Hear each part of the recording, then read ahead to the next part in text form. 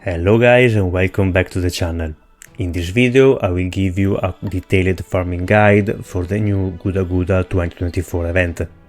It's been quite a while since I've added voiceover to my guides like this, and the reason is that this year has been probably the most stressful one in my life so far.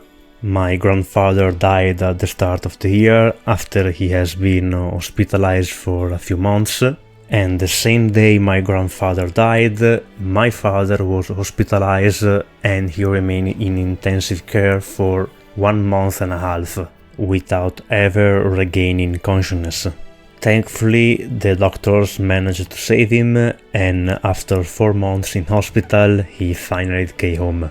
Now that a few months have passed, his rehabilitation is going smoothly, so I can finally relax a little bit. Of course, I had to help with the family business during all these months, meaning I had to pause my studies, and that's why you may have noticed a lack of content in the channel. It will take quite a while to recover, since now I have to focus on my studies, so you may not hear me again anytime soon, but at least I will try to share with you my farming comps, just like I have done for some of the previous events this year. As usual, if you find this type of content useful, please let me know by leaving a like, a comment and subscribing to the channel. For this year in particular, any help from you is greatly appreciated. Let's now start with a quick overview of the event. The reason I decided to add the voiceover to this particular guide is because the new GUDAGUDA event is practically a mini lottery. In fact, aside the usual event shop and event point ladder to climb, in this event you can also get an unlimited amount of certain ascension materials, as well as cookies and embers. In practice, each free quest can drop 3 different types of tea leaves, which you can combine using different recipes in order to make teacups. By doing so, you will get event points to climb the point ladder, as well as different ascension materials depending on the recipes you have used. Overall, there are only 3 different lineup of ascension materials, embers and cookies.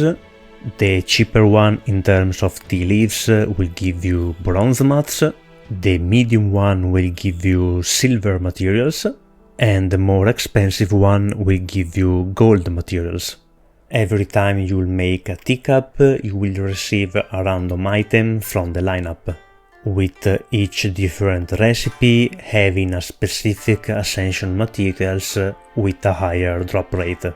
If we compare this event to the usual lottery, this one will give you a wider choice of ascension materials.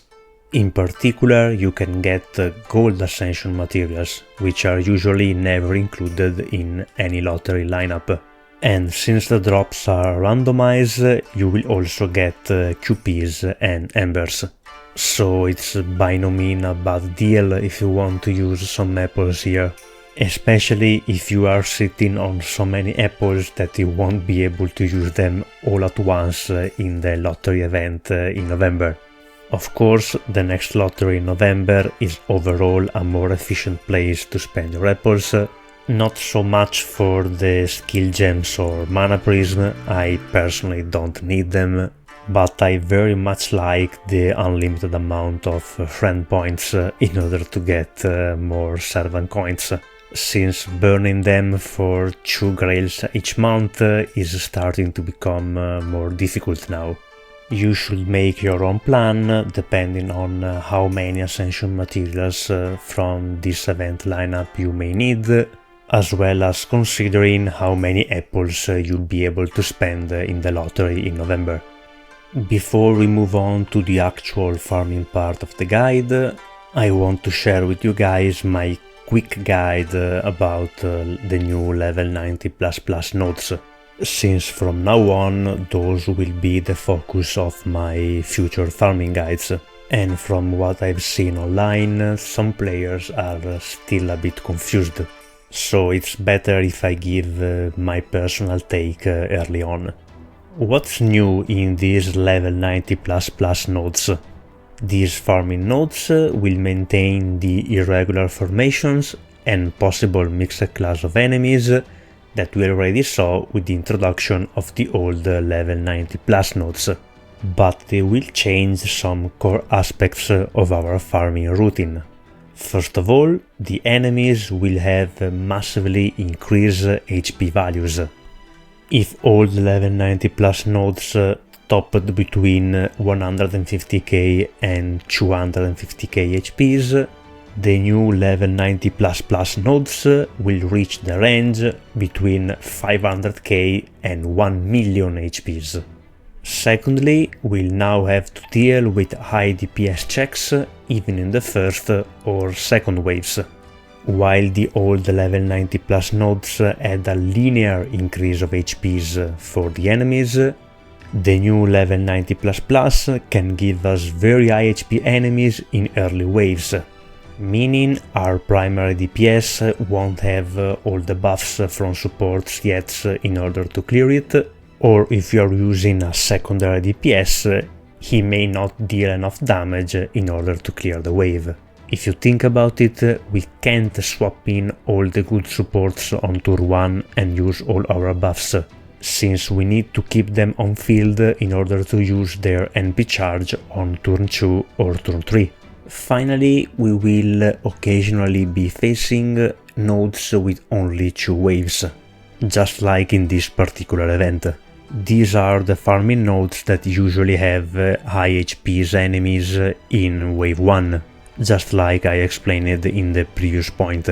So if you struggle to clear it in one turn and the enemies have nasty debuffs, for example, or maybe they have a skill that can remove all your buffs, this should ring a bell for some players, then in those cases these 2 waves nodes can be a problem to farm. They can also impact Buster Looping comps that use DPS with a skill that has 6 turns of cooldown, since it won't be able to use this skill again on turn 2 even with double Koyan.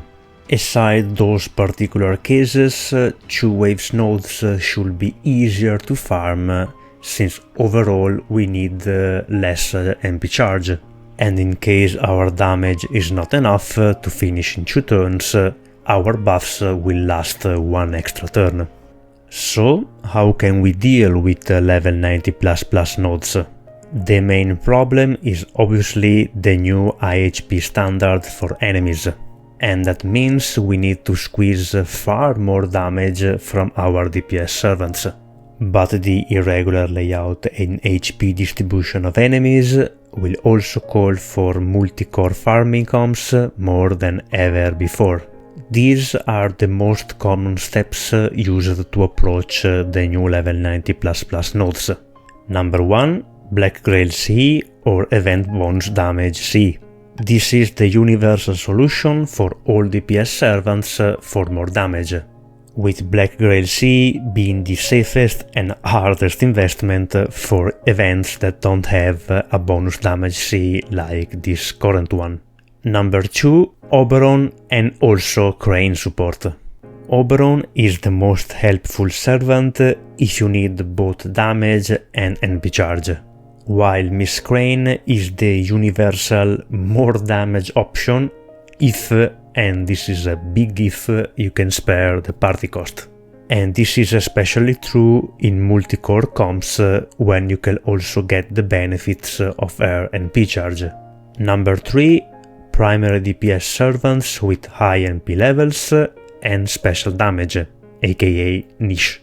Class advantage is a given, but don't expect NP1 servants without niche to be able to clear the new level 90++ nodes. Aside NP levels, you want to look for servants with super effective NPs, or to a lesser degree with bonus damage buffs against the enemies of that specific node. Number 4. Secondary DPS servants with AoE charge and AoE buffs. We call them multi-core specialists, and they will greatly help you when dealing with the mixed classes and irregular layout of enemies.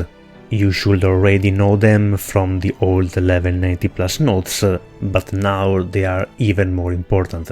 As you'll see with this particular event, it's not uncommon for level 90++ having to use 2 NPs in the same wave, usually one AoE and one single target NP. Number 5. Buffs stacking, attribute advantage, and raw stats from Grails and Foos. When you are trying to reach such high damage ceiling, you need to know how to use every option at your disposal. From choosing the right DPS with attribute advantage for extra 10% or 20% extra damage, to selecting the right supports or secondary DPS that provide the type of buffs that stacks multiplicatively with your own primary DPS. Finally, if your Grailed or gold-food waifu or husband happens to be viable for a particular node, you'll definitely be grateful for the extra raw stats, but of course remember to always Grail for love. Let's now look at the farming efficiency for level 90++ nodes. First of all, let's compare using 6 C slot for the old level 90+ nodes versus using only 5 C slots for the new level 90++ nodes. Since, as we said above, Black Grail C will usually take 1 C slot in order to deal enough damage. If you only look at event mats drops, like event shop mats, event points, these two alternatives will net you basically the same benefits. However, the new level 90++ nodes will provide 1318 base bond compared to the 1098 base bond for level 90+ nodes.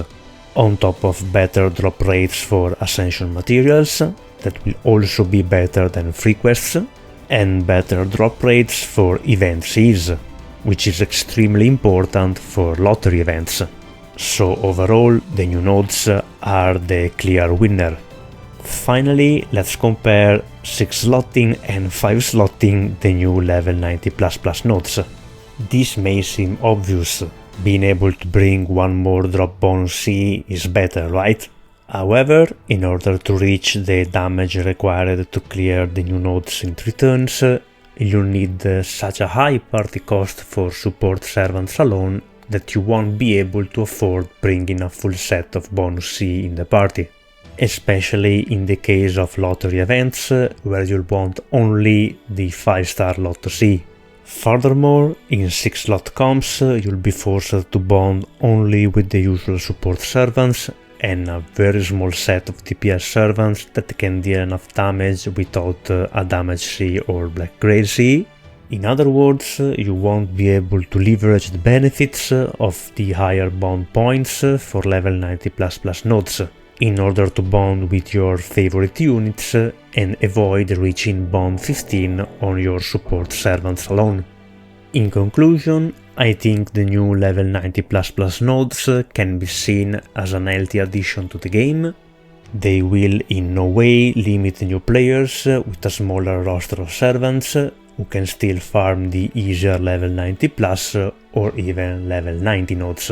At the same time, they will give veteran players a more efficient way to spend their APs, especially considering the recent mechanics added to the game, like append skills and grailing to level 120, which requires a lot of in-game resources.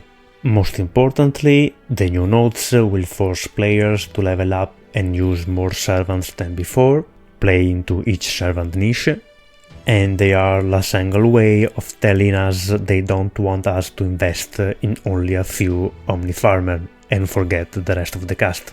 Well, they also want us to spend in the gacha to reach higher MP level in general, as if servant coins were not enough of a blow for free-to-players. Personally, I'm very happy with any improvement to the game we can get, given how slow they usually are to roll them out, just as long as they don't scale the amount of resources needed to keep up with the new game mechanics until we are forced to run the new level 90++ nodes. But this doesn't seem to be the case so far, even on JP server. Now that you have got an overview on the new farming nodes, let's focus on this GUDAGUDA level 90++ farming node.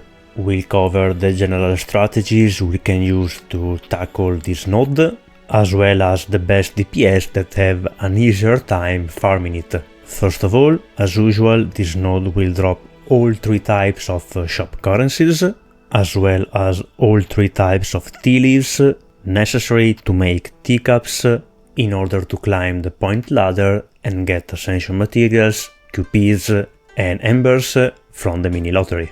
This node also has the best drop rate for the event seas that boost the drop rate of the 3 types of tea leaves. So if you want to farm this event for ascension materials, farming this particular node will let you get the maximum drop bonus possible much faster. As a bonus, this node also has a small chance of dropping an XP bomb CE of the same type you can get from the friend point gacha during this event. Finally, regarding ascension materials, this node drops mirrors at a better drop rate than free quests, as well as the new Ash of Remembrance that is only available after you clear the Lost Belt 6.5 Traum chapter. Technically, Traum free quests have better drop rates, but if like me you still haven't cleared that chapter, you can get that new material here in this event. All this to say that of course the new level 90++ node is the most efficient one to farm in this event. Once unlocked, you can focus only on this node and forget the rest. It will give you all you need in order to clear the event and farm efficiently for ascension materials. You will be facing only 2 waves of enemies, one single assassin mob with almost 200k HPs in room 1, and the infamous 1 million HP Moon Cancer BB, accompanied by a small 50k HP assassin mob in wave 2. Let's start by analyzing the second wave. Given the high HPs of Moon Cancer BB, for this node they want us to bring single target DPS with class advantage, so in this case either a ruler or berserker. Meanwhile, the small assassin mob want to force us to bring another AoE secondary DPS, one that can buff our primary DPS and that can also deal damage to BB. So once again, even for our secondary DPS, AoE rulers and berserkers are our best choice. The HPs of the assassin mob are so low that you shouldn't really have any problems killing it even with an AoE unit. And in case, you can also insta-kill it, since it has 100% death rate. So all the usual insta-killers like Doman, Summer Kiara and Nitocris can work here. Now we have the problem of the big assassin mob in wave 1, which is there just to make our life more difficult. In fact, if you are planning to let the primary DPS deal with it, you only have 2 options. If you are using a single target berserker, he should be able to clear wave 1 relatively easily, but that way you'll be losing half class advantage when dealing with Moon Cancer BB. Meanwhile, if you are bringing a single target ruler to have an easier time with BB, he will struggle in room 1 when dealing with the assassin mob, since now we are looking at 200k neutral damage. And reaching that number in wave 1 when you have to save most of your supports for their NP charge on wave 2, it's not easy. If instead you are planning to let your secondary DPS deal with the assassin mini boss in room 1, we have a different kind of problem. In fact, as we have seen when talking about wave 2, you ideally want to bring an AoE DPS that can help deal damage to BB. But for an AoE DPS, even with class advantage, reaching 200k damage is not an easy task. The alternative is to bring a single target secondary DPS, which has an easier time dealing with the assassin mob, so maybe even a single target caster, but then you won't get any help when reducing the HPs of BB in wave 2. You are basically wasting all the single target damage on a low assassin mob in the second wave. Of course, these are the general strategies, the easiest one to follow. As you will see in the next part of this video covering the farming comps, some specific teams can force their way bypassing these limitations.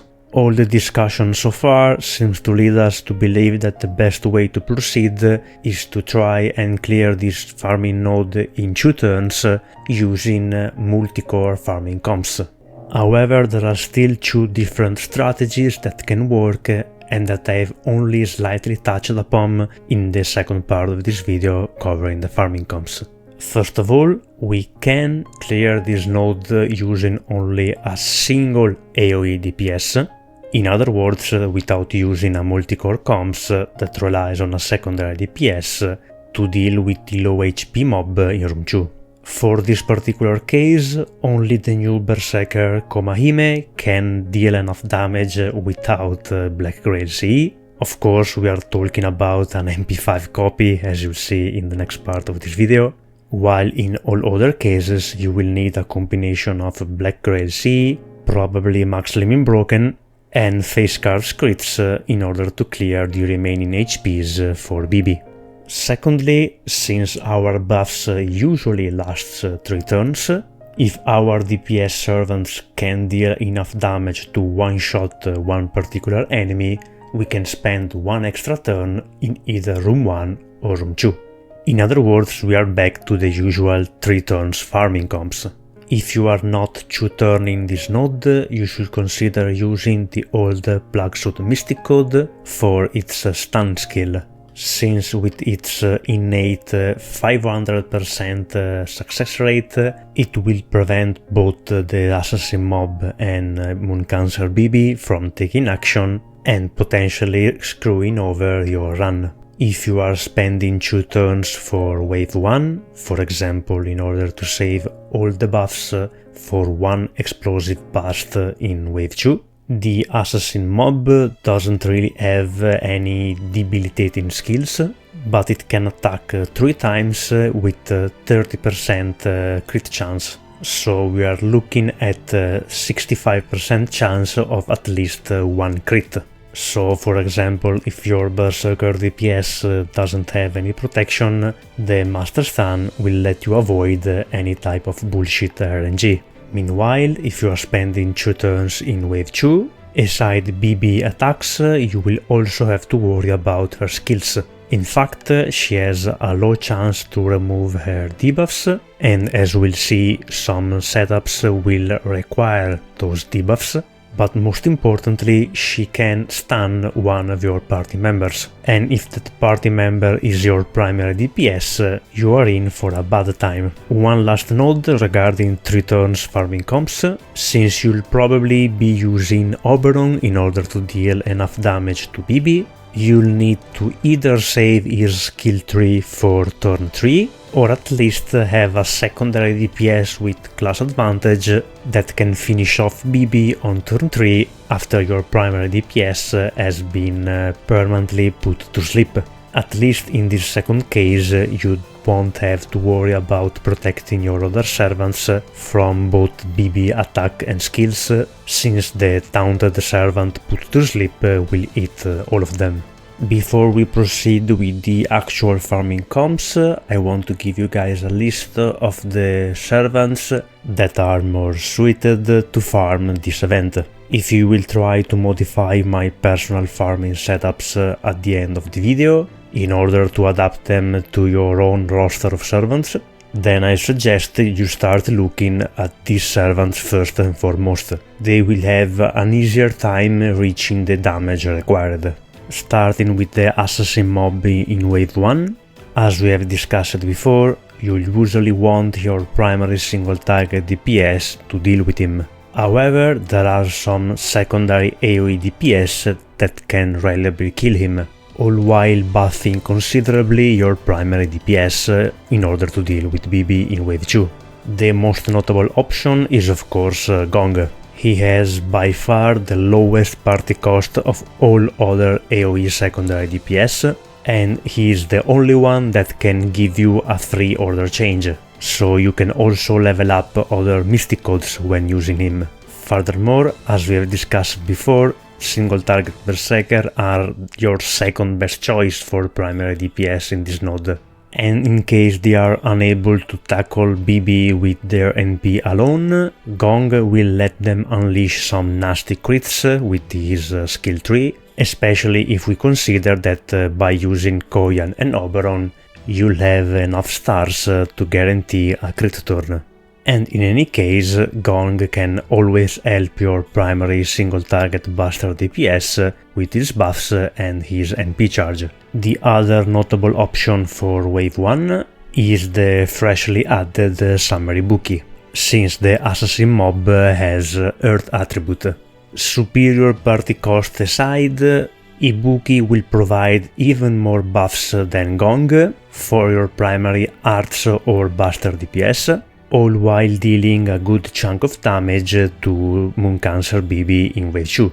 She can't of course provide a free order change like Gong, but if you don't need to level up other mystic codes or don't want to waste another party slot for an extra support, then Ibuki will be an excellent choice. Just to be clear, Ibuki and Gong will require some investment in order to work in this level 90++ node. To be precise, if you want to kill the assassin mob in Wave 1 with NP only, both of them will need to get Castoria buffs, both her skills and her NP, as well as some form of buffs from the primary DPS. With this condition in mind, Ibuki will work at NP2, while NP5 Gong will usually need a couple of grails.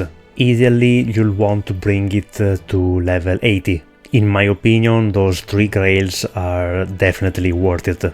For all my calculations so far and for the following ones, I have always assumed a base event seize for the drop bonus. So for example, if you want to use a black grail on these servants, these requirements will be of course lower. There is one other notable DPS that you can use in Wave 1.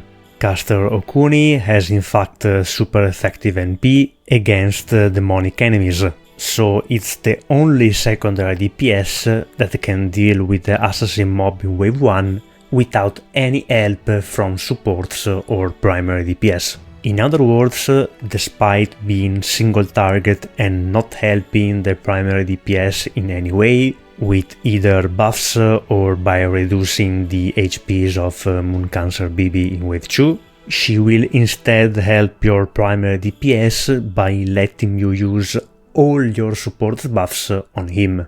Basically, you won't have to babysit her at all. She will charge her NP bar by herself and deal with the assassin mob with only her own buffs. As cherry on top, she will also get bonus bond from this event, so if you want, she's one of the most optimal servants to bring in the party just for this reason alone.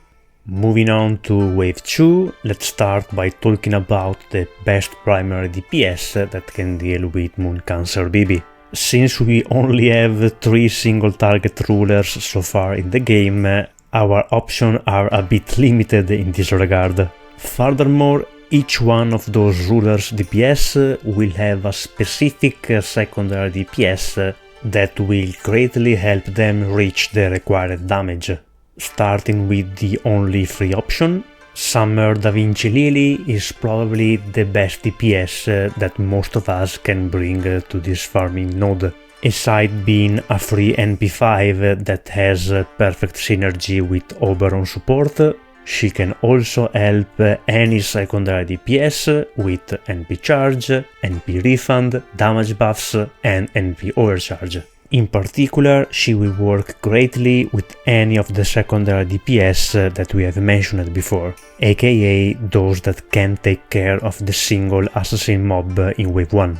both Gong, Ibuki and Okuni will be greatly boosted by her NP overcharge, since all three of them will get super effective damage, or extra damage in case of Gong, against the assassin mob. The other Buster single target rulers is Summer Martha. Compared to Summer Da Vinci, she is a lot older and she is limited, so most players probably won't have her or have her at low MP levels. And of course, she doesn't offer the same versatility of Summer Da Vinci when it comes to supporting your secondary DPS. However, her damage potential with proper investment is way higher than Summer Da Vinci. First of all, she has an upgraded NP with a defense down debuffs that will activate before damage and that can always bypass BB magic resistance. Secondly, if you bring a specific secondary DPS, you can enable her skill 3 damage buffs, giving her 100% extra bonus damage for one turn, so she will absolutely nuke BB. Which is fair if you remember that she is the original BB bully back when the Seraph event was first released. The secondary DPS in question is the freshly added to the game Summer Zetian. With her NP she can inflict the undead trait to BB, enabling Summer Martha skill 3, but even setting aside her perfect synergy with Summer Martha, she is arguably the best semi-support you can bring to help your primary Buster DPS. In fact, she can give them higher damage buffs than Gong or Summer Ibuki, all while having an AoE 20% charge that will help both your primary DPS and your support Castoria, since you'll want to use her MP on turn 1. She also has some extra minor benefits. She is an AoE caster, so she will deal with the low assassin mob in wave 2 even at MP1, given her class advantage. And in case you happen to have her at higher MP levels, since she was on Summer Skadi banner, then she will also deal a decent amount of damage to BB, given her super effective NP against human attribute enemies. Finally, if you are going for a 3 turns farming comp, she will let you bring the new Plague Suit Mystic Code, since even if BB decided to stun your primary DPS, she can clear that debuffs. So you don't need the old Plague Suit stun in order to stop BB. Our last single target ruler, and the only ones with an Arts MP, is Astraea or Luvia, as you want to call her. If you have not been living under a rock, you should know that she is one of the best universal single target DPS. Her upgraded NP can deal massive amount of damage, and in case you need more of it, she can also supplement it with crits. Ironically, the best partner in crime for Lady Justice is young ruler Moriarty. He can in fact apply the evil trait to BB, enabling the super effective modifier on Luvia NP. So it's basically the same strategy that we have used for Summer Martha and Summer Zetian. And once again, aside this synergy, ruler Moriarty is a very good secondary DPS, given that it's one of the only 2 AoE rulers with super effective modifier against BB, since she has good alignment. He can also charge his NP by himself and can help setting up a crit turn in wave 2 with his Star Bomb. He can also inflict a small arts debuff on BB, but remember that she can resist it with her magic resistance. Moving on to the single target Berserkers, let's start with the Buster ones. Kintoki is of course the obvious choice. He has high attack stat, upgraded NP, and a big MP battery. The only problem you might be facing when using him is that all his buffs are one turn only, and of course you must save his attack buff for BB in wave 2.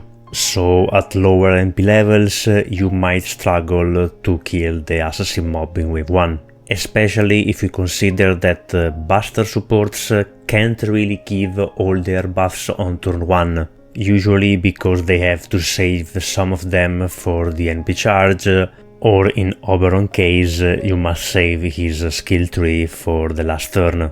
In comparison, Arts supports aka Castoria can give all the buffs to the team immediately on turn 1. Since Arts DPS relies on NP refund more than raw NP charge. The other single target Buster Berserker I would recommend is Qualter. While he lacks an NP charge like Kintoki, his damage potential can surpass Kintoki's. That's mainly thanks to his higher attack stat and busted overcharge effect. For example, it's really easy to get him to overcharge 3 by chaining his NP to Morgan, for example, and that way he will get the same 50% attack buff like Kintoki. And unlike him, he can also get it on turn 1 when dealing with the assassin mob, so he can work at lower NP levels. Given that the event C has starting NP charge and that we only need to use his NP twice, you should be able to supplement the lack of NP charge with your supports.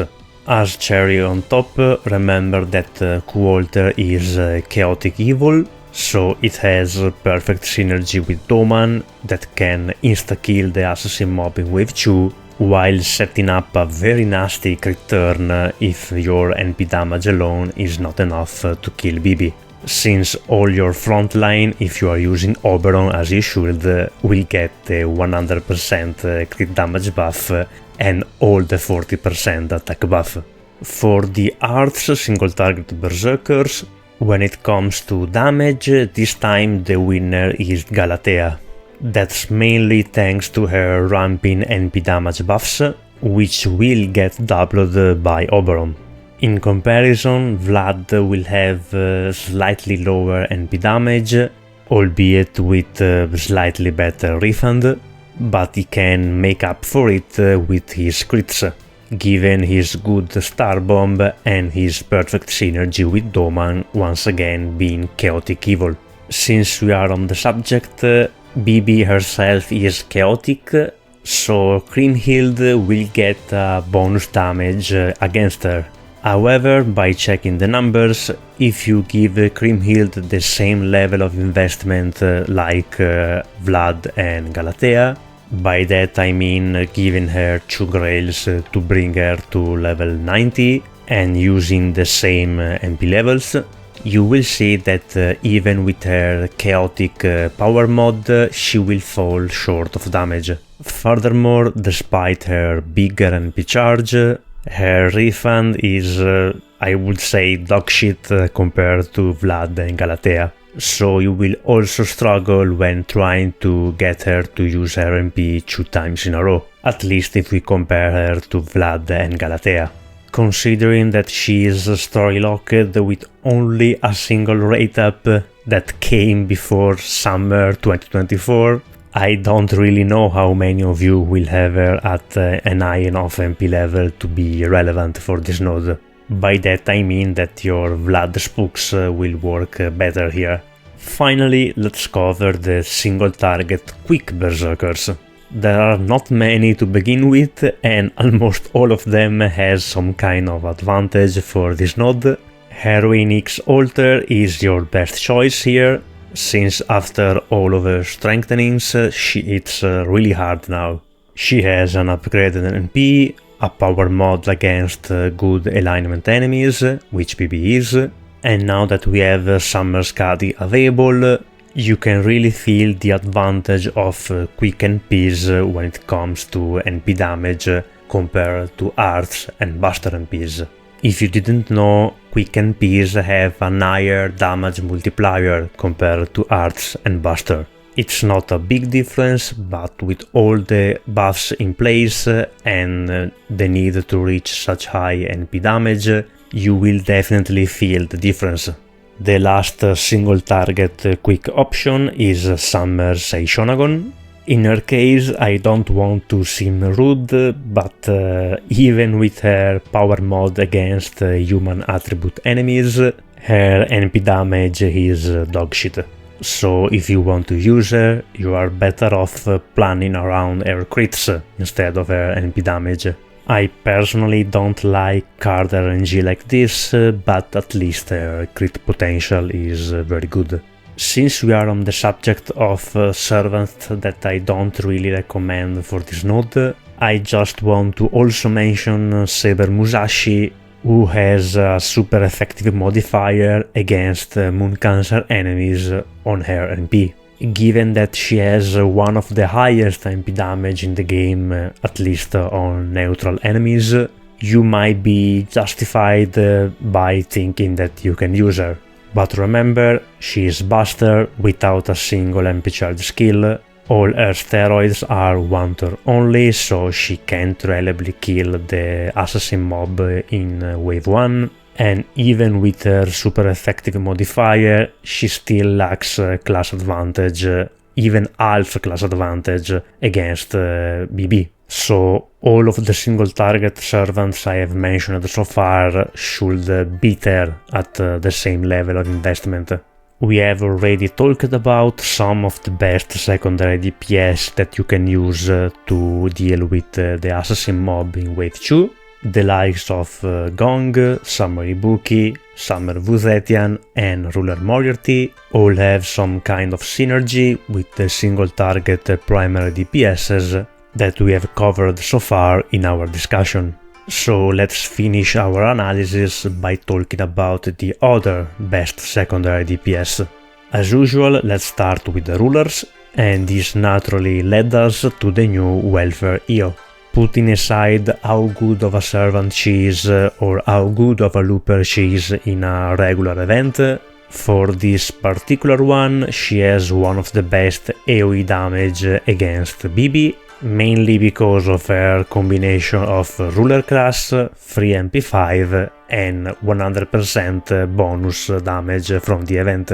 She can also give the primary DPS a basic charisma buff, and she has a bit of a crit synergy if your NP damage is not enough to deal with BB on wave 2.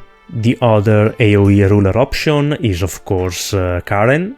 She basically hits all the check we want against BB in wave 2, aside having an event bonus damage like the welfare EO. She has an upgraded quick NP, which is again the best option when it comes to NP damage, a super effective modifier against chaotic enemies, good self-steroids with a very big NP charge that will let her charge her own NP by herself, without needing help from supports, and she can also work as a semi-support, in particular for quick DPS. In fact, the combination of her item construction passive and Oberon anti-humanity passive will guarantee that her debuffs will land on BB despite her magic resistance.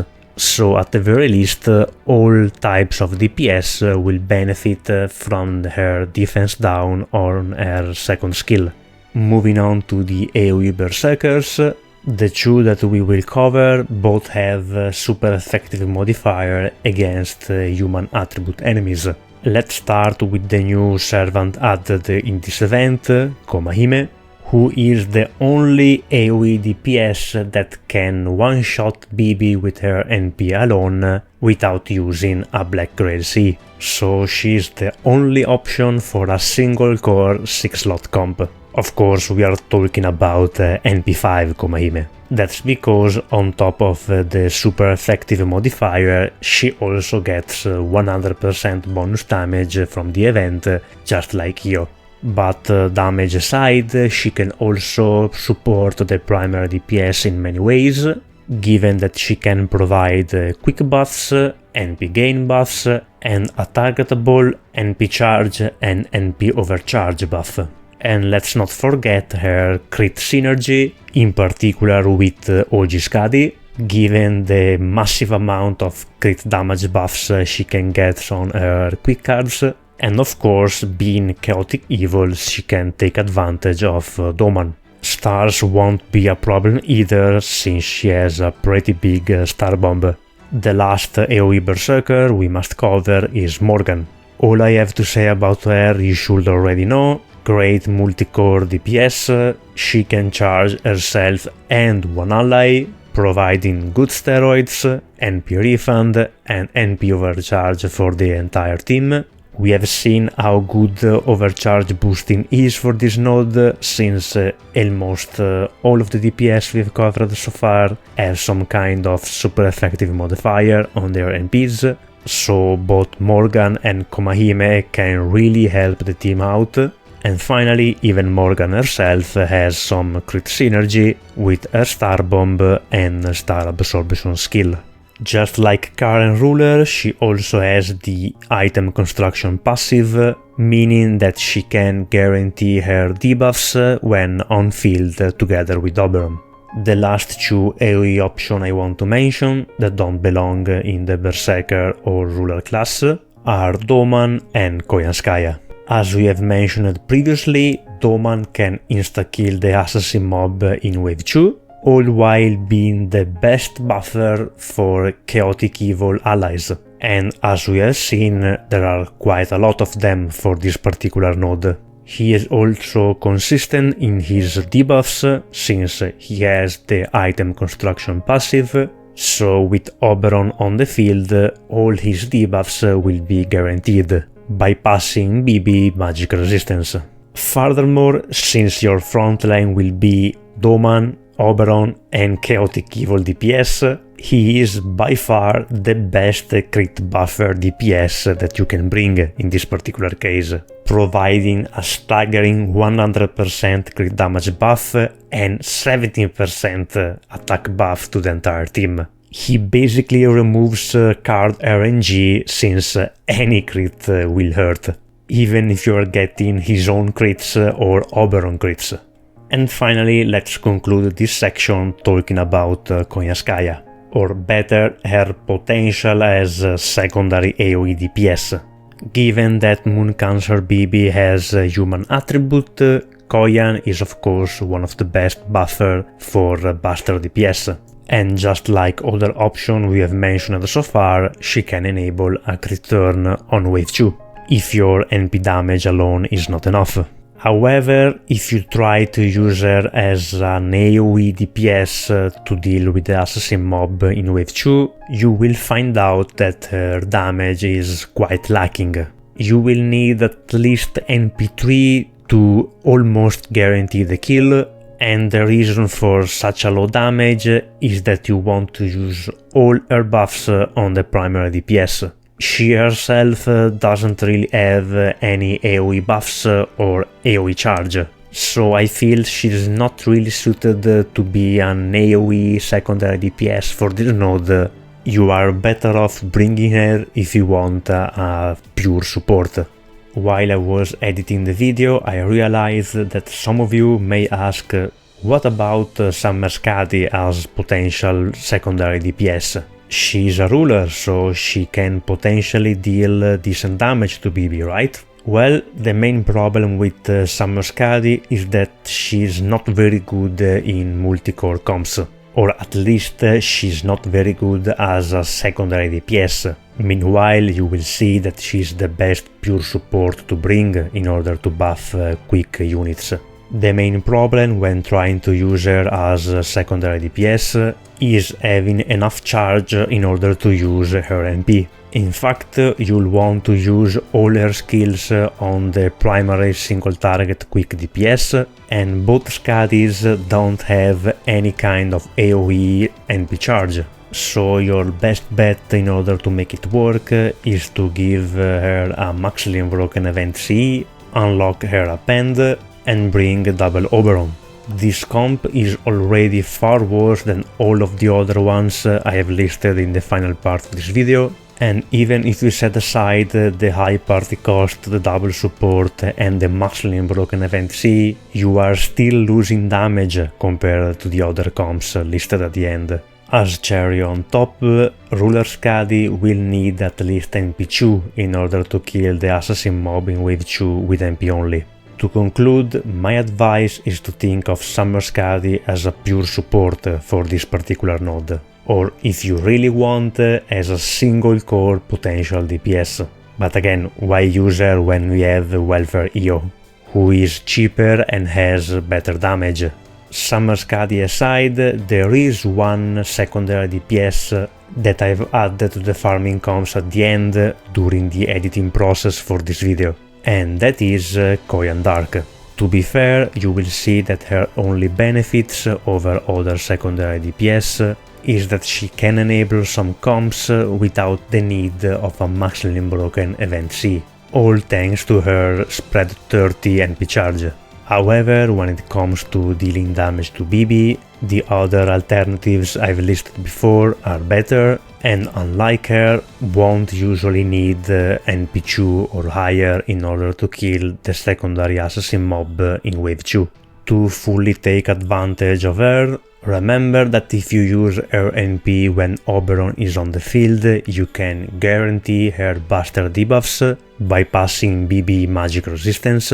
It's the same combo that we have seen with Oberon anti-humanity passive that works for the likes of Doman, Morgan, Caren, OG Skadi and the new Berserker Komahime, who remember has a defense down debuff tied to her skill tree, which will activate before damage even when using her NP. Lastly, Koyan Dark main strength compared to the competition is probably being able to give one extra level of overcharge, since both Morgan and Komahime, for example, can only give one extra level, while Koyan's skill can give 2 extra level. So for servants with a very busted overcharge effect, Koyan Dark may be able to close the gap with her other competitors, since she has to work with only buster buffs in her kit that we know won't scale very well in buster comps. Attack buffs and MP damage buffs are what we really want. That's why the likes of Morgan or Doman are usually a better choice. I know this must have been a long trip, but we have finally arrived at the last part of this guide, covering my own personal farming comps. First of all, I want to point out some assumptions that I've used when coming up with these farming teams. Number 1, I've only considered comps that can work with 6 event bonus Cs. To be precise, 6 base event Cs. The reason is that this is a mini lottery of sort, so if you plan to farm this event extensively for its ascension materials, then you really want to use 6 slots in order to be optimal with your APs. In the long run, you should be able to max limit break the event bonus C by getting drops while farming, as well as finding support servants with a max limit broken copy. However, since I don't know how many players will decide to spend their Apple's ears instead of the coming lottery in November, I decided to use only base event Cs with only 30% starting MP charge.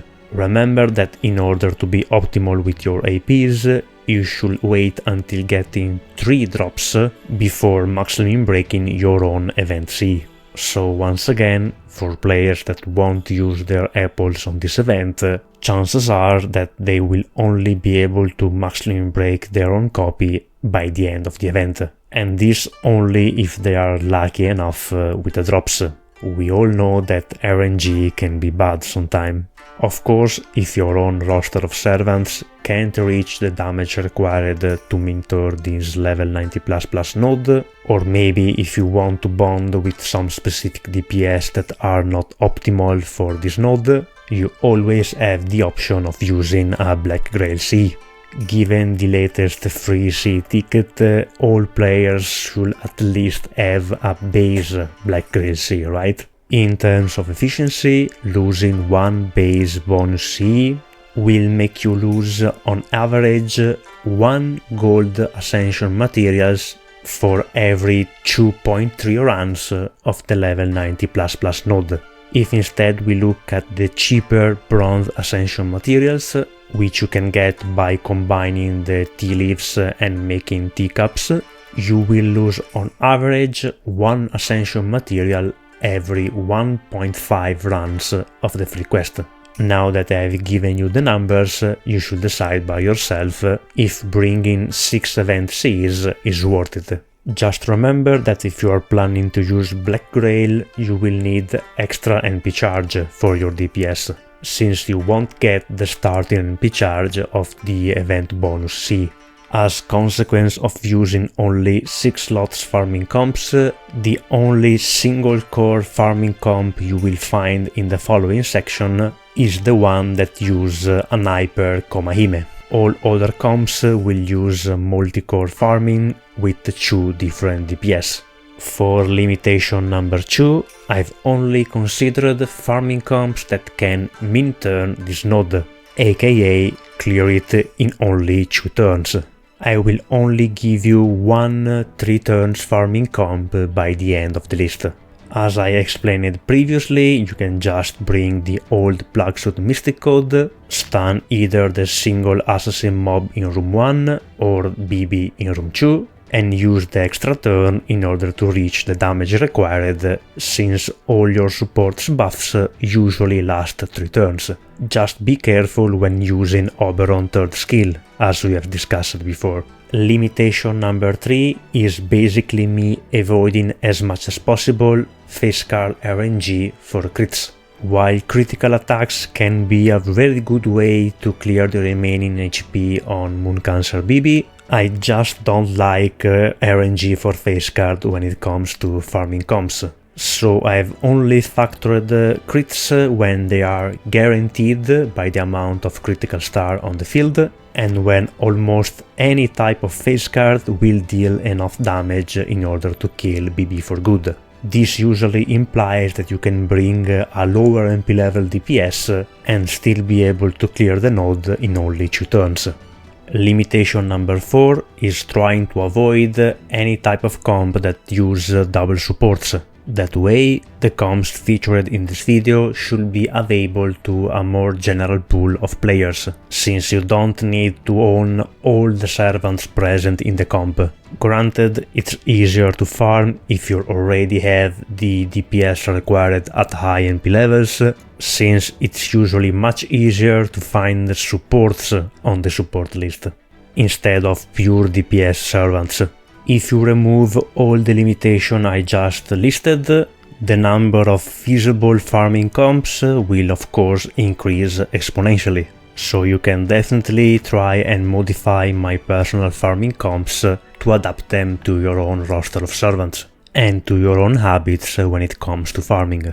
I suggest you start by looking at the servant I have mentioned in the previous section of this video. They are the ones that will work best in this node, requiring a lower level of investment in order to reach the required damage. When it comes to my own farming setups coming up next, I will list them using my own ranking system, as usual from best to worst. If you are unfamiliar with my own ranking system that I always used in this channel, basically the first thing I will look at is the total party cost of that specific farming comp, since a lower party cost means you can bring more event bonus Cs or even servants of higher rarity in the backline in order to bond with them. If party cost is the same, I will look at the rarity of the servant in questions. Welfare servants are free for all players, at least if you haven't missed their specific event. Then we have servants in the permanent pool of the gacha, which have an easier time reaching higher MP levels. And finally we have limited or story-locked servants. Among the same category of servants, I will also try to evaluate the practical rarity. For example, both Caren and Ruler Moriarty are SSR limited servants, but Caren is older than Moriarty, and given her higher number of rate ups, the number of players that managed to get her should be higher than Ruler Moriarty, which is also a weaker option in my opinion. Similarly, if you are looking at supports like Castoria or Oberon versus Doman, for example, I'm assuming a larger pool of players has tried to summon them compared to Doman. If even the overall rarity of the servant in the party is the same, I will look next at the required NP levels and right afterwards at the number of append skills required, in particular at the number of lored append skills. Finally, by the end of the list, you will find comps that require double support in order to work, as well as maybe needing one extra turn in order to clear the HP on BB. Before we move on to the actual farming comps, as usual, if you have found this type of content useful, please let me know by leaving a like, a comment and subscribing to the channel. Given how rough this year has been in particular, I've never been solo on free time available, so getting positive feedbacks from you guys, it's really the only thing that helped me keep going.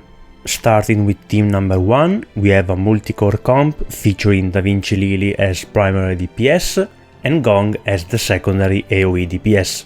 This is probably the best farming team to use for this event if you are planning to 6-slot it, since it has by far the lowest party cost, given that you are bringing Gong. It only requires that you own either Castoria or Oberon, since all other servants are free, meaning you just need one of the 2 best supports in the game that everyone should roll for. And finally, it's the only comp in this list that will work without order change, since Gong will take care of rotating your supports. Since we are only considering base event Cs, just like I stated before when presenting the limitation I've used for these farming comps, then both Gong and Castoria will need their append lowered. Practically speaking, you should be able to find a support Castoria with a Muscling Unbroken event C, at least after some time have passed from the start of the event, so you just need to lower your own Gong append or use your own Muscling Unbroken event C, in case you are short of lore. Personally, I think these 2 servants definitely deserve their lowered append. Speaking of deserving investment, if you want to avoid the plug suit, Gong will need to get some grails in order to reliably kill the assassin in room 1. 3 grails will suffice to bring him to level 80, and since now we can craft our own grails, it's just 1 month and a half of an investment. Given how useful is Gong, I think it's worth it. When it comes to NP levels for Castoria instead, NP2 is enough in order to kill with NP only wave 1, while NP3 is needed if you want to avoid any type of RNG for wave 2, meaning any face card will finish PB, even Oberon's or Gong's cards. If you can't or don't want to invest in either Castoria or Gong, you can just use Plug Suit Mystic Code, bring in another servants with AoE buffs. For example, just to mention an outlier, you could bring Vlad Lancer, since with his recent strengthening is a very good buffer for Da Vinci Lily, and one of the few that can also offer AoE NP damage buffs, which will be doubled up by Oberon. Team number 2 is very peculiar in its own way, since it's the only one in this list that features only a single support. We have Summer Martha as the primary DPS that will take care of BB, Summer Zetian that will kill the assassin mob in wave 2, while simultaneously buffing and enabling Summer Martha power mod on skill 3, and finally Okuni will take down the assassin mob in wave 1 all by herself. If you are wondering, Caster Charlotte is the best semi-support to bring in order to buff Summer Martha damage, since her AoE NP damage buffs will get doubled up by Oberon. However, even at MP5 she won't be able to kill the assassin mob all by herself. By herself I mean that she won't get any buffs from her teammates.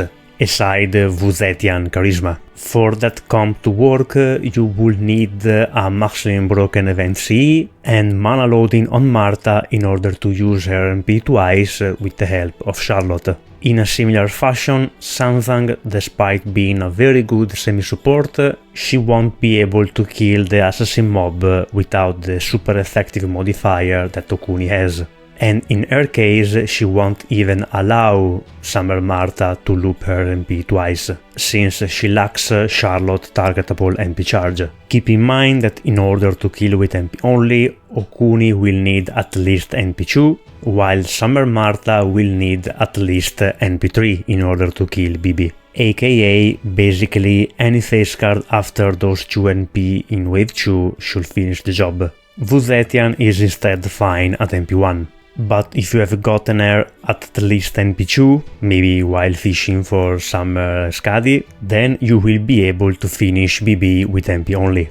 Team number 3 will feature the Welfare Ruler Io as secondary AoE DPS, assisting different single target Arts Berserkers as primary DPSs. Starting with Team 3.1, this one will use Galatea as primary DPS. We have already anticipated this earlier when talking about the best DPS to use in this event. I'm talking about her having the upper hand over Vlad, at least when it comes to damage, since her ramping MP damage buffs will get doubled up by Oberon, so she will need less investment compared to Vlad, working at a lower MP level and without grails.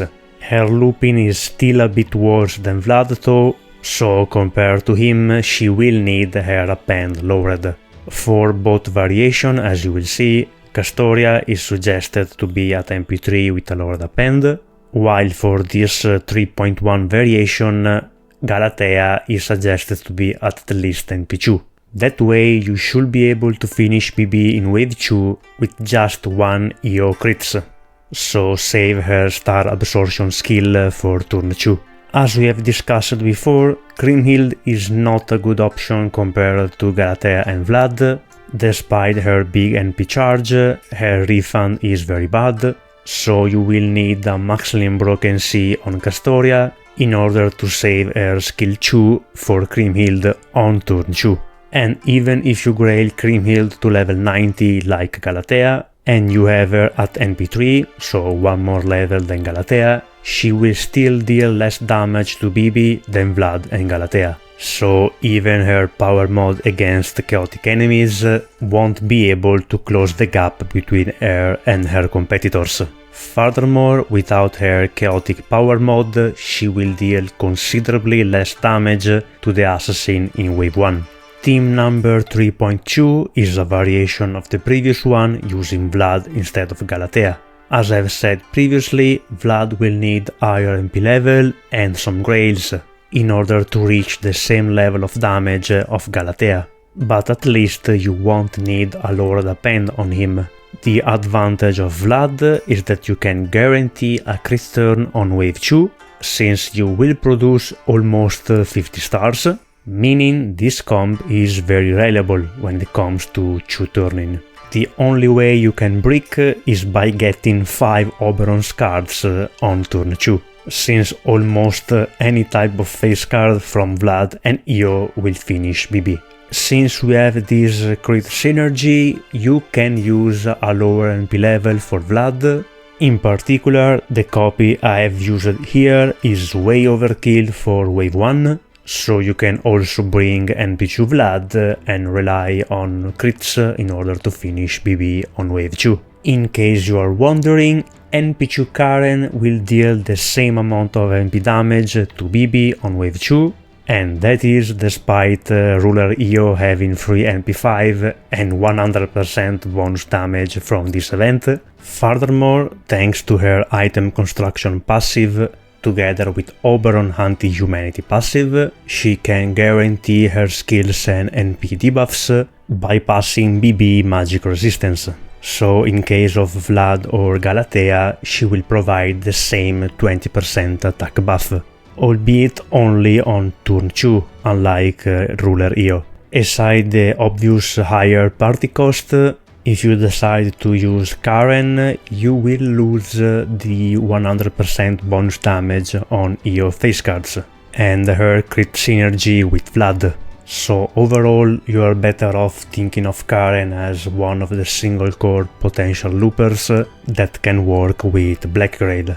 Team number 4 features once again Da Vinci Lily as the primary DPS, but this time with Summer Ibuki as the secondary AoE DPS. Just like in team number 1, Da Vinci Lily will help Ibuki with NP refund, NP charge and NP overcharge, which is particularly useful given that Ibuki, just like Gong, will get extra damage with each level of overcharge. For the same reason, using Castoria NP before Ibuki's NP will passively increase Ibuki damage by giving her one extra overcharge level.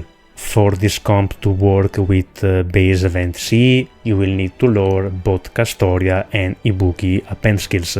Meanwhile, if you want to kill with NP only, without any card RNG, you will need NP2 for both Ibuki and Castoria. That way, even with a mineral, you will always kill the assassin mob in wave 1 with any face card. Meanwhile, you will always kill BB in room 2 with NP only. For team number 5, we have Kintoki as primary DPS and Summer Zetian as the secondary AoE DPS. Just like I mentioned in the previous part of this video, Summer Zetian is an incredibly good support for Buster units, so her utility for this particular node will go farther than just enabling Summer Martha power mod. We have two possible variations of this team, one with support Merlin and one with support Koyan. With variation 5.1 using Merlin, you'll be able to use only base event Cs if you unlock both Kintoki and Summer Zetian append skill, and with NP2 Kintoki, you'll be able to guarantee the kill of the assassin mob in wave 1. However, with a min roll in wave 2, you can leave quite a bit of HPs to BB. We are talking about 90k HPs. Considering that this comp doesn't really have reliable crits on turn 2, without Kintoki Buster cards, you will be forced to go to turn 3 with a mineral. And with Kintoki stunned, you won't have any class advantage to finish BB. Lastly, I want to point out that I'm listing Summer Zetian at MP3 just because you will need to unlock her mana loading. And her being such a new unit, you'll probably need higher MP levels in order to unlock it, since we didn't have any time to bond with her. But if you somehow managed to unlock her append skill, you will be able to use her even at MP1. Variation 5.2 will use Koyan instead of Merlin. In this case, either Kintoki or Summer Zetian will need Maximum Broken event Cs, but at the very least, if you give the Maximum Broken C to Kintoki, as you should for a bit of extra damage, then you won't need to unlock Summer Zetian mana loading, meaning you won't need the extra NP copies in order to only unlock her append. You can just use her at MP1. With support Koyan, you will lose Merlin Charisma on turn 1, so NP2 Kintoki won't be able to reliably kill the assassin mob with only his MP, but we are talking about 18k HP max. So even if you are really unlucky, you can just spend one extra turn on wave 1. Instead, on wave 2, thanks to Koyan power mod against human attribute enemies, with NP2 Kintoki you'll be able to always kill BB with NP only. So overall, I think this Koyan version is the best one, but remember you will need a Maximum Broken event C, so you won't be able to use it immediately at the start of the event. For team number 6, we have the deadly combination of Lady Justice Astraea with her partner in crime, Ruler Moriarty. You should already know about the synergy between the two of them, with Ruler Moriarty NP enabling Astraea super effective modifier. For this particular node, Ruler Moriarty also have a super effective modifier of his own, and it's in the perfect counter class against Moon Cancer BB. For this comp to work with base event Cs, you will need lowered append on both Astraea and Castoria. Furthermore, you will need to use Moriarty arts debuffs on turn 1, since Astraea will need it for her refund. In any case, it wouldn't have been guaranteed on turn 2, since unlike Caren, Doman or Morgan, Ruler Moriarty doesn't have the item construction passive, so BB magic resistance can screw you over. But don't worry, he will always apply the evil trait on BB.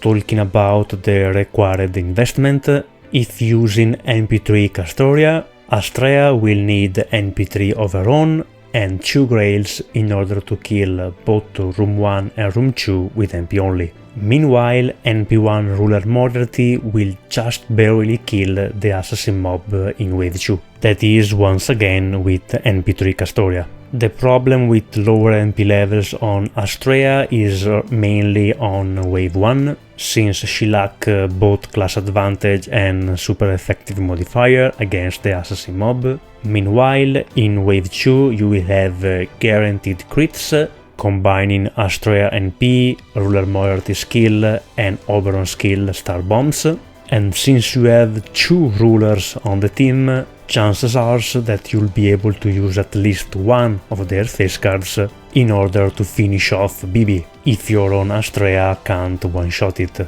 Personally, I think 2 Grails are the minimum investment on Astraea, given how good she is even as a neutral DPS. We have just gotten LB4 recollections, so check out my min turn of Arjuna boss battle if you need any more reasons.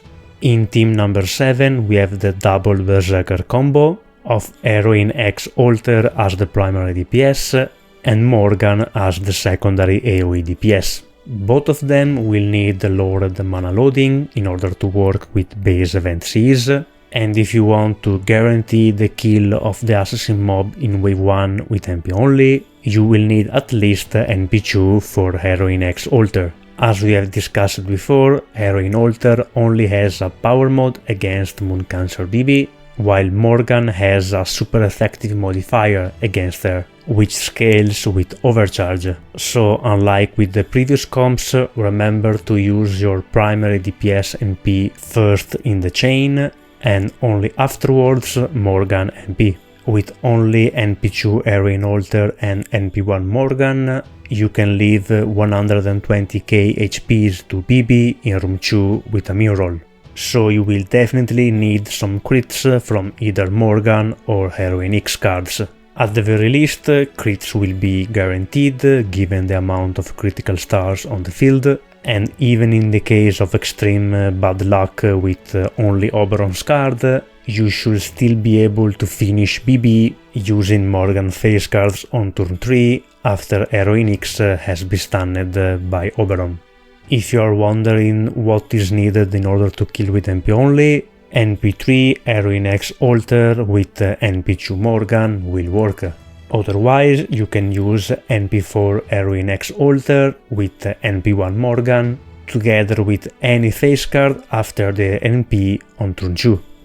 Team number 8 is the only single core looping comp in this list, featuring the new Berserker Komahime, who can benefit from the 100 bonus damage for this event, and her NP super effective modifier against BB. For this comp to work with base event C, you will need lowered mana loading on Komahime, and in order to reliably 2-turn this node, you will need of course higher NP levels for Komahime.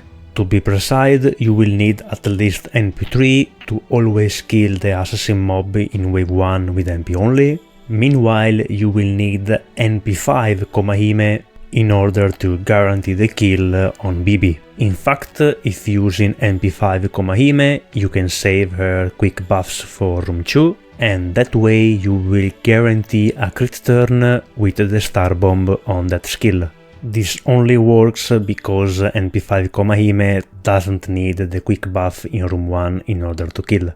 With more than 50 stars, you won't have any RNG in order to kill BB. since your entire frontline is chaotic evil, thus receiving the benefits of Doman buffs.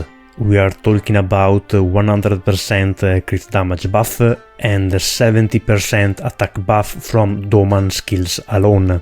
Remember that with Doman item construction passive and Oberon anti-humanity passive, all Doman debuffs will be guaranteed on BB. Thanks to this crit synergy, you can also bring a lower NP level Komahime, saving Oberon skill 3 for turn 3 if you can't one-shot BB on turn 2. Furthermore, with Doman being an alter ego with half class advantage against assassins, you can also use his NP on turn 1 in order to help Komahime with wave 1 damage and to produce enough crit stars to guarantee a crit turn on the following wave.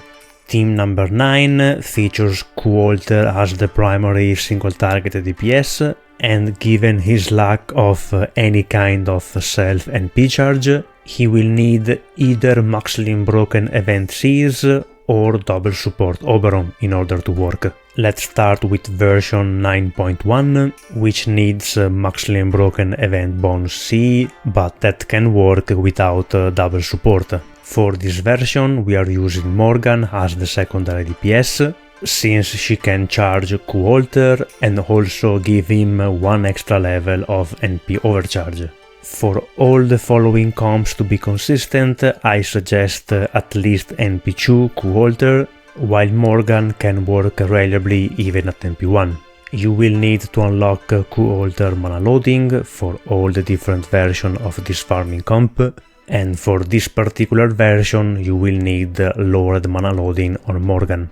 Q-Alter will in general struggle to kill the assassin mob in wave 1 with NP only, so if you want to guarantee the kill, you will need to use Morgan's skill 1 on turn 1.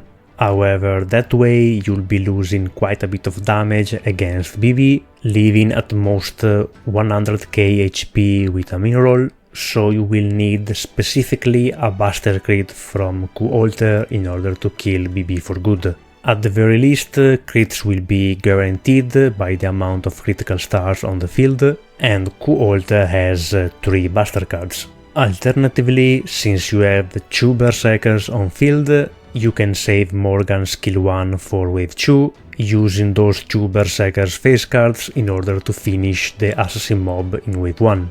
Even if you are spending one extra turn on wave 1, both Berserkers have decent protection, so even a stray crit from the assassin mob should not be able to kill them. Once again, thanks to the combination of Morgan and Oberon's passive, you will be able to guarantee Morgan's skill 1 debuffs on BB.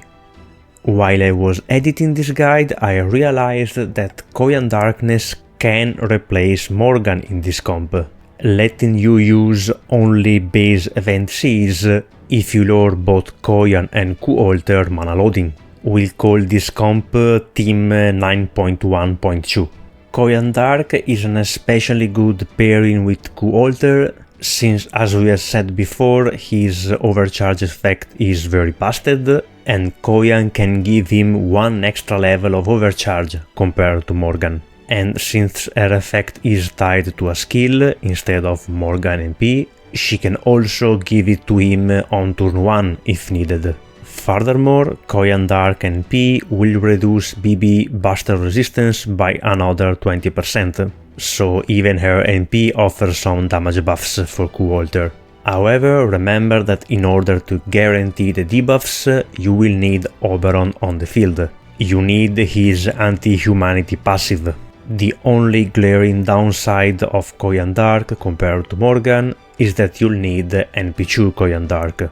Otherwise, she won't be able to kill the assassin mob in wave 2 with her NP only. You can use 2 possible sub-variations for this comp, depending if you want to bring Koyan Dark in the front line at the start or swap her in later. The most consistent version is probably the one with Koyan Dark starting on the front line. That way, NP2 Q-Alter will leave very few HPs to the assassin mob in wave 1, so with 2 cards afterwards you should be able to clear it, Meanwhile, on turn 2 you will have to swap in OG Koyan, so you won't be able to guarantee Koyan Dark Buster debuffs, and that means you can potentially leave max 70k HP to BB. But even just one single Q Buster card will be enough to finish BB. And if really unlucky, you will still have around 50 stars, so you can use Koyan Dark buffed crits. The second subversion, with OG Koyan starting in the front line, can give you more trouble with damage in wave 1, but has the potential to one-shot BB on wave 2. The problem with damage in wave 1 is that Koyan won't give the same total amount of buff when compared to Koyan Dark and Oberon combined, so you will either need to draw some Q-Alter face cards or waste one more turn here in order to finish the assassin mob. Alternatively, you can also use Koyan Dark Overcharge skill here in room 1 to almost guarantee the kill with MP only, but that way you'll be losing quite a bit of damage for wave 2, leaving potentially up to a maximum of 100k HP to BB. And since you have used OG Koyan skills on turn 1, you won't have enough crit stars in order to guarantee a crit turn. So my advice for this particular version is to save Koyan Dark Overcharge skill for wave 2, even if the run will end up becoming a 3 turns run. Team 9.2 will require double Oberon in order to work, and have 2 sub-variation, one with Doman and one with Morgan as secondary DPSs. In particular, the second sub-variation with Morgan can also use a base event C, but as we will see, you will have quite lower damage in wave 1. The first sub-variation with Doman will have overall the best damage, with 10% attack buff and 100% crit buff compared to the Morgan version. However, since Doman can't offer any kind of targetable MP charge, you will need a Maximally Broken Event C on Q-Alter.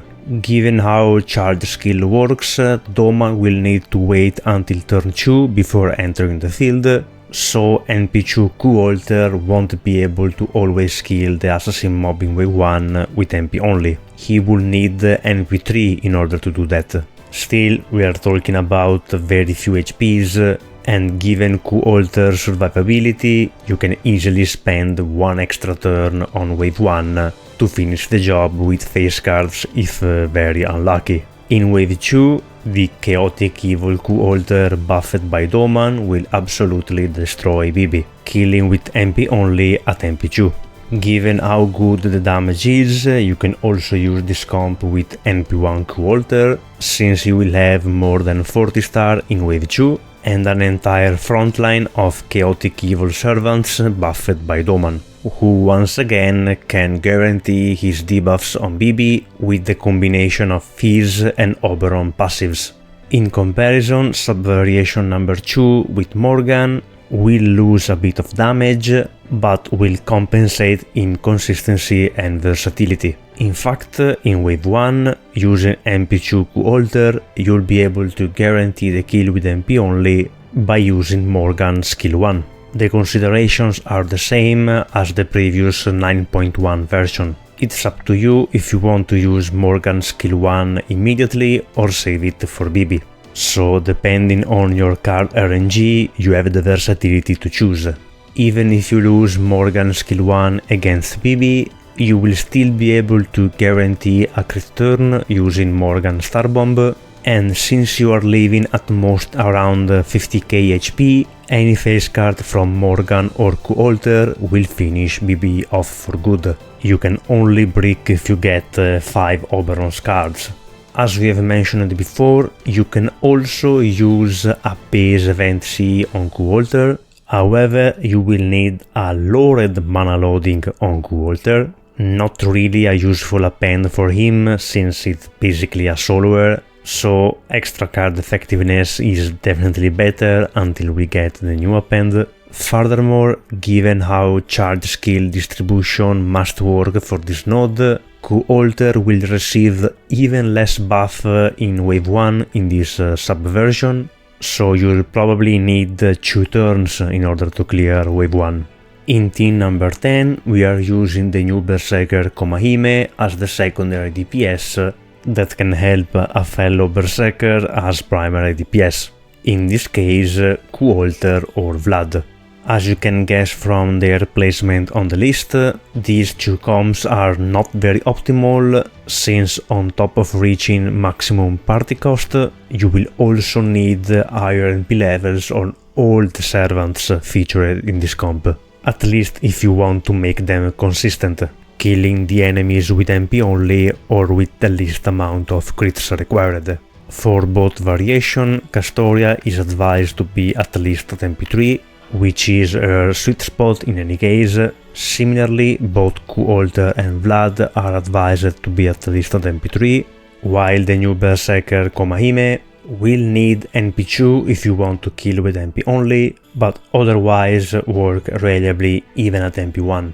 You'll just have to rely on crits in order to finish BB, which herself can set up and use very well. For variation 10.1, since Q-Alter lack any kind of NP charge or NP refund, all your frontline will need lowered append skills, and furthermore your support Castoria will need a maximally broken event CE in order to use her MP.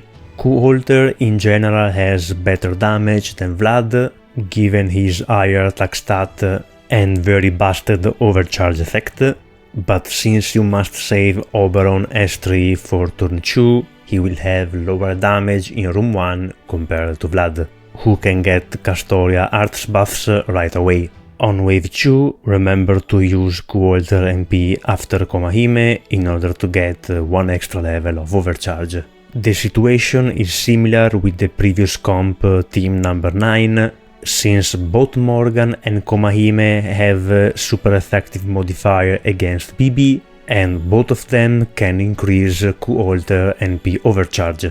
But if you check the numbers, you will see that you will benefit more from giving Q-Alter 1 extra level of overcharge, so always put him second in the chain. If you don't have or can't find high MP levels Q-Alter or Komahime, this comp can also somewhat reliably work at MP2 Q-Alter and MP1 Komahime. You can leave max 100k HP on BB on turn 2, but you'll have more than 40 stars, so you should be able to finish BB with either Q-Alter or Komahime crits, and even if everything goes south, you will still have Komahime with class advantage and 100% bonus damage on turn 3 after Q-Alter is stunned by Oberon. For variation 10.2, given Vlad NP charge and good refund, you won't need any maximally broken event CE, and you will only need 1 lowered append skill on your support Castoria. As we have mentioned before, Vlad will get all Castoria buffs immediately, so his damage will be higher in room 1 compared to Q-Alter, but instead he will lose the damage battle in wave 2, even if we give him quite a bit of grails. Fortunately, he can produce crit stars in order to guarantee a crit turn on wave 2, together with Komahime and Oberon star bombs, so any face card from Vlad or Komahime will finish BB off for good. You can only brick if you get 5 Oberon cards.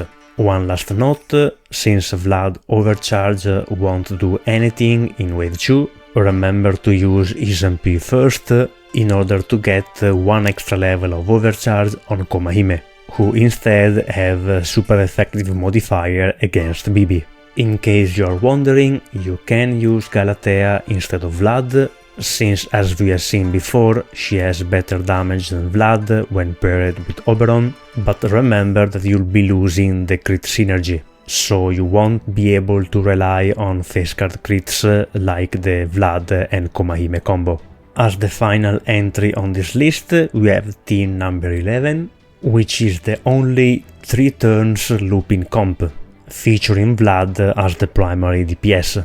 So while you will need 3 turns in order to clear this node with this comp, at the very least there is no RNG involved since you will be looping your NP. Even with Vlad being one of the best NP loopers in the game, you will need double support Castoria in order to let him loop his NP 3 times in a row. In this particular case, I think Vlad is better than Galatea, since you won't be needing as much damage as before, given that you are using your NP 1 extra time, and Galatea looping profile is slightly worse than Vlad, so you will need something extra like maximum broken event C or lowered mana loading. Once again, I have 2 sub-variations of this comp, one using Summer Zetian as the semi-support, and the other using the welfare Da Vinci Lily. In both cases, the only investment you will need is in Vlad NP levels and grails. Here I'm using MP3 and level 100 in order to be consistent, and him aside you will only need 1 Castoria with lowered mana loading, so you can rely on your own Castoria instead of depending on your supports, since I don't know why I still find support Castorias without their mana loading lowered. Guys, she's the best servant in the game, lower that mana loading. Same with Oberon, at least unlock it. You can farm a lot of requests for ascension materials with double Oberon and frontline only, but both will need their append. Anyway, back on topic, the first variation with Summer Zetian is overall the best option, both for damage and consistency. In fact, while Da Vinci Lily can only deal damage to the single assassin mob in wave 2, Summer Zetian can deal a decent amount of damage to BB with her AoE NP that has a super effective modifier against human attribute enemies. Furthermore, if we factor in her undead power mod, the buffs she will provide in wave 2 will surpass Da Vinci Lily's.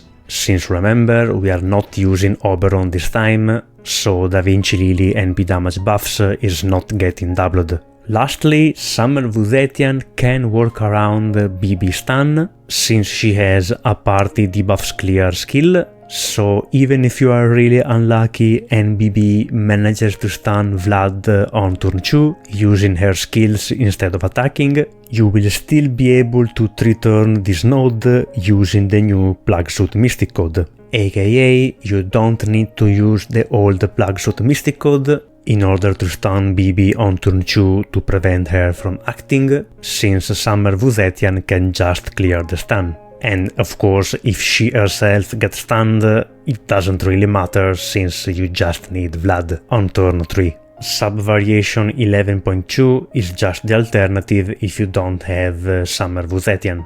Da Vinci Lily is a good replacement since she is free. Remember that in this case, if you want to be safe, you'll need to bring the old Plugsuit Mystic Code and stun BB on turn 2, since you can't rely on Castoria debuffs clear, given that you want to use RMP immediately for the attack buff.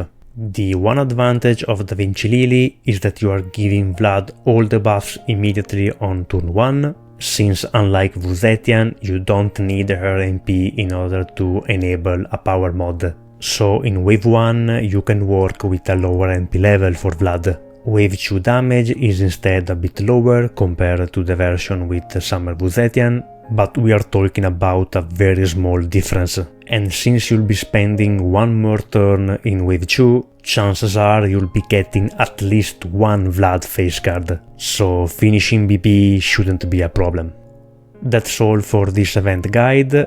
I hope you have found it useful despite it being so long, and if you have, please let me know by leaving a like, a comment and subscribing to the channel. That way you can increase your chances to get a similar one in the near future. In any case, thank you very much for watching until the end, have a nice time farming this event, and I hope I will see you again the next time. Bye bye.